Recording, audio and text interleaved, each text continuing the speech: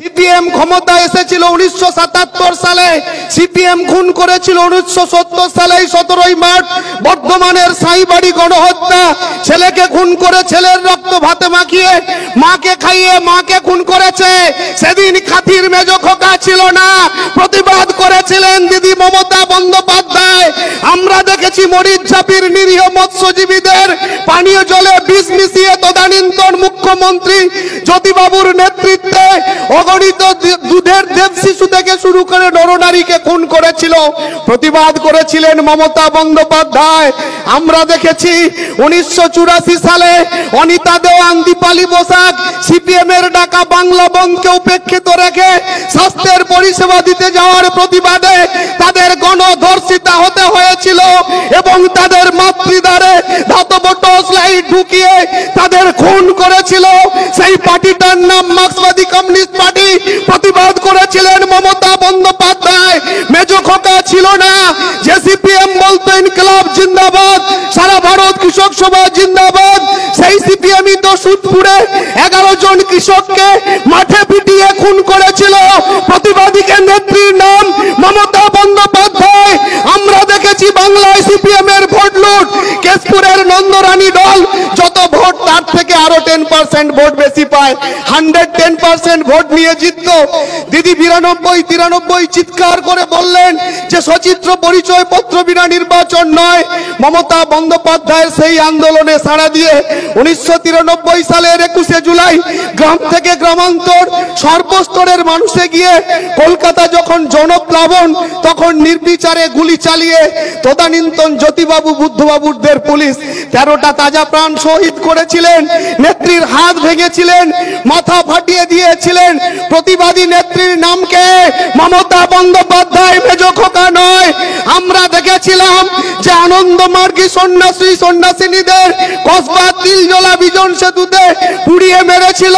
প্রতিবাদী নেত্রীর নামকে মমতা বন্দ্যোপাধ্যায় 2011 সাল বক্তার মন্ডলের বাড়িতে 11 জন মানুষকে দরজা ছিটকিনি তুলে খুন করেছিল, পুড়িয়ে মেরেছিল। আরেকটা জালিয়ানওয়ালাবাগ হত্যাকাণ্ড ঘটিয়েছিল। নেতৃত্ব কে ছিল? সিপিএম। প্রতিবাদ কে করেছিল? মমতা বন্দ্যোপাধ্যায়। মেজো খোকা নয়। আমরা সেদিন দেখেছিলাম 2002 সালে আমরা দেখেছিলাম গড়বেতার বেনাচাবড়ায় আজকে যিনি পশ্চিম মেদিনীপুর জেলার সম্পাদক সুশান্ত ঘোষ, তাকে যদিও গতকাল আমাদের মন্ত্রী কঙ্কাল ঘোষ হিসাবে অভিহিত করেছেন। আমি যেটা বলতেছিলাম, এই সুশান্ত ঘোষ অজয় আচার্য সহ 12 জনকে মাটির তলায় ফেলে জ্যান্ত কবর দিয়েছিল। সেদিন খুঁজে পাওয়া যায়নি মেজো খোকাকে। সেদিন মেজো খোকার নাম কেউ জানতেন না। 2002 এর আন্দোলন আমরা দেখেছিলাম। মমতা বন্দ্যোপাধ্যায়ের আন্দোলন আস্তে আস্তে করে সারা বাংলার মাটিতে প্রস্ফুটিত হয়েছিল। সিঙ্গুরে 3 ফসলি জমি কেড়ে নিয়ে যে বাংলার মানুষ আমলা চলে অনাহারে মারা যায়, পিঁপড়ের ডিম খেয়ে ক্ষুধা নিবারণ করে, সেখানে 1 লাখি গাড়ি চড়ানোর জন্য সিঙ্গুরে ন্যানো প্রজেক্ট করবে। সপ্তাদশী তাপসী মালি, তার বাবার নাম মনোরঞ্জন মালি, মা মলিনা মালি প্রতিবাদ করে বলেছিলেন আমার ফসল আমি তুলব মাঠ থেকে, আমার জমি আমি কাউকে চাষ করতে দেব না। মমতা বন্দ্যোপাধ্যায়ের আন্দোলনে সাড়া দিয়ে সপ্তাদশী বোন তাপসী মালি আন্দোলন করেছিলেন। সে আন্দোলনে দেখা যায়নি মেজো খোকাকে। তাপসী মালিকে গণধর্ষিতা হতে হয়েছিল তার প্রতিবেশী হারমাদ দেবু মালি, শহীদ দত্তদের হাতে। ন্যানো প্রজেক্টের মধ্যে তাকে কেরোসিন দিয়ে পুড়িয়ে মেরেছিল। কে করেছিল অত্যাচার? তার নাম সিপিএম। প্রতিবাদী কণ্ঠকে মমতা বন্দ্যোপাধ্যায়। আপনারা জানেন অবিভক্ত মেদিনীপুর জেলার নন্দীগ্রাম, যেখানকার তিনি বীরাঙ্গনা মাতঙ্গিনী হাজরার এলাকার লোক হিসাবে পরিগণিত হন। ওনাকে তো প্রশ্ন করি, এখন অনেক মায়েরা হাতের শাখা সিঁদুর নিয়ে ঘুরে বেড়াচ্ছে। সিপিএম এর অত্যাচার 2007 সালের 14 মার্চ নন্দীগ্রাম ঐতিহাসিক গণহত্যা। জননীর ভাটায় কত জননীকে পুড়িয়ে মারলো, কত পিতাকে পুড়িয়ে মারলো, হলদি নদীর জলটা রক্তাক্ত করলো। 14 বছরের আমার ভাই এন্দাদুলকে চপার দিয়ে কুচিয়ে কুচিয়ে কাটছে মা ফিরোজা বিবির সামনে। প্রতিবাদী নেত্রী মমতা বন্দ্যোপাধ্যায় বাপ বেটায় নাম কুড়লেন। আপনারা দেখেছিলেন প্রতিবাদী নেত্রী মমতা বন্দ্যোপাধ্যায় 2011 সালের 7ই জানুয়ারি লালগড়ে নেতাই গ্রামে রথিন দণ্ডপাতের বাড়ি থেকে 4 জন গৃহবধূ আরতি মণ্ডল, ফুলকুমারী মাইতি, সরস্বতী ঘোড়াই, ধীরেন সেন, ধ্রুব গোস্বামী সহ 9 জনকে খুন করে বাংলার মাটিতে সিপিএম মার্ক্সবাদী কমিউনিস্ট পার্টি সন্ত্রাসের কফিনে শেষ পেরেক পুঁতেছিল। 29টি গণহত্যা, 59,000 মানুষ খুন, সারা বাংলা রক্তাক্ত করে সিপিএম চলে গিয়েছে। সিপিএম এর বিরুদ্ধে দাঁতে দাঁত চেপে লড়াই করেছিলেন, তার নাম মমতা বন্দ্যোপাধ্যায়। আমি তো বলি স্বাধীনতার পরে যদি কেউ অহিংসার পথে, বাবুজির পরে যদি কেউ আন্দোলন করে, অহিংসার আন্দোলন, সেই নেত্রীর নাম মমতা বন্দ্যোপাধ্যায়। আজকের দিনে দাঁড়িয়ে আমি আপনাদের কাছে বলি, আধুনিক বিশ্বে মমতা বন্দ্যোপাধ্যায়ের এক অদ্বিতীয় কিছু নেই। বাম জমানায় আপনার বাড়ির ছেলেগুলো যখন স্কুলে যেত তখন মাকে বলতো মা কি খাবো, মা লজ্জায় মুখ লুকোতো, কাঁদতো, বাচ্চাকে মেরে বলতো তোর বাবাকে বলতে পারিস না, জানিস না আজ খাবার নেই।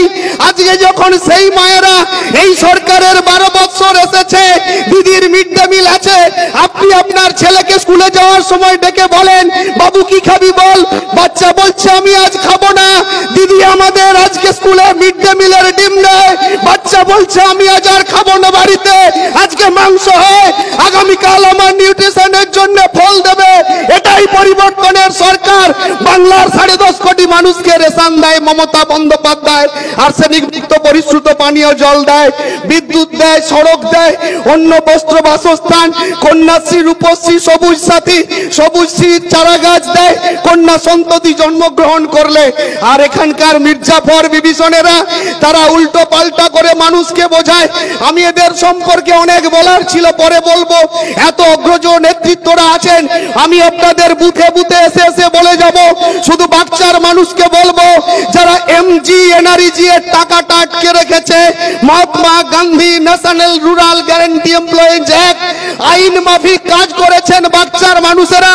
ভাই শুক্লালকে তো কাজ করতে দেয়নি, কাজ তো করেছে বিজেপির হারমাদেরা।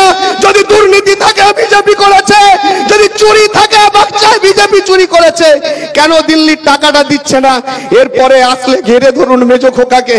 আমি বলি 2009 সাল থেকে তো চাকরি চুরি আপনি শুরু করেছেন।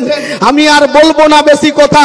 আপনার পিতা ঠাকুর কেন্দ্রীয় গ্রাম উন্নয়ন দপ্তরের রাষ্ট্রমন্ত্রী হওয়ার পরে একটু একটু করে ভগবানপুর ওয়ানের এক নেতাকে দিয়ে আপনি অনেক চাকরির টাকা লুটেছেন। ক্রমশ প্রকাশ্য ধৈর্য ধরুন। আমি তাই আজকে বলবো, এই দিল্লির সরকার আবাস প্লাসের টাকা আটকে রেখেছে। মায়েরা জেনে রাখুন, আপনাদের লক্ষ্মীর ভান্ডার স্বাস্থ্য সাথী মমতা বন্দ্যোপাধ্যায় দেয়, আর লক্ষ্মীর ভান্ডারের টাকাটা আপনার অ্যাকাউন্টের সাথে আপনার প্যান কার্ডের লিঙ্কের নাম করে 1000 টাকা করে প্রত্যেকের থেকে নিয়ে নেয়। প্রতিবাদে গর্জে উঠুন। বিজেপি বাড়িতে আসলে প্রশ্ন করুন, আমার দিদির দেওয়া রাজ্য সরকারের লক্ষ্মীর ভান্ডারের টাকা কেন আমি প্যান কার্ডের লিঙ্ক করতে 1000 করে দেব? ভারতবর্ষে 80 কোটি ব্যাংক অ্যাকাউন্ট আছে, যদি 1000 করে তুলে নেয় 80,000 কোটি টাকা উত্তর দিতে পারবে না। মায়েরা যারা বসে আছেন, আপনাদের বিনা পয়সায় উজালা প্রকল্পে গ্যাস দেবে বলেছিল, দিতে পারেনি। জনধন প্রকল্পে 15 লক্ষ দেয়নি। আয়ুষ্মান ভারত কি খায় না মাথায় লাগায় কেউ জানে না। আপনার বেটি বাঁচাও বেটি পড়াও প্রকল্প কেউ জানে না। 5 জনের উপকার করেছেন তিনি, বিজয় মালিয়া, ললিত মোদী, নীরব মোদী, আর এখন গৌতম আদানিকে দিয়ে সারা ভারতবর্ষ বিক্রি করে দিচ্ছে। আরে বাংলার 10.5 কোটি মানুষ অন্ন বস্ত্র বাসস্থান শিক্ষা স্বাস্থ্য বিদ্যুৎ সড়ক পানীয় জল, আজকে জন্ম থেকে মৃত্যু 76টি প্রকল্প। কৃষকদের আয় আজ 3 গুণ হয়েছে। কৃষক বন্ধু সুনিশ্চিত আয় প্রকল্পে ন্যূনতম 4000 সর্বোচ্চ 10,000 টাকা পান। কৃষক পরিবারের কেউ মারা গেলে এককালীন 2 লক্ষ টাকা পান। আপনার বাড়ির প্রতিবন্ধী ছেলে মেয়েরা প্রতিবন্ধী মানবিক প্রকল্পে ভাতা পায়, বিধবা মায়েরা বিধবা ভাতা পায়, বার্ধক্য ভাতা পায়। আমি তাই আজকে আপনাদের কাছে রিকোয়েস্ট করব, সামনে ত্রিস্তর পঞ্চায়েত নির্বাচন, এই নির্বাচনকে সামনে রেখে বিরোধীদের কুৎসা অপপ্রচারের জবাব প্রতি মুহূর্তে প্রতি ক্ষণে আপনারা দেবেন। আগামী দিন আপনাদের পাশে থাকবো। আর বাচ্চা যারা করছেন, পারবেন না কিছু করতে, ভাই শুক্লালকে সেদিনও সংগ্রামদার নেতৃত্বে ক্ষেত্রে প্রধানের চেয়ারে বসিয়ে দিয়ে গিয়েছিলাম। যদিও সাময়িক কারণে দিল্লির জুজু দেখিয়ে কিছুদিন আপনাদের দমিয়ে রাখা হয়েছিল। আসলে জেনে রাখুন, ঘুমিয়ে আছে শিশুর পিতা, সব শিশুরই অন্তরে, সমস্ত শিশুর পিতা শিশুর অন্তরে লুকিয়ে আছে। তাদের জাগিয়ে তোলাটাই কাজ। এত শত সহস্র হাজারো হাজারো মা ভাই বোনেদের কণ্ঠস্বর আজকে বিরোধীদের অস্ত্র ভোতা করে দেবে। তৈরি থাকুন, তৎপর থাকুন।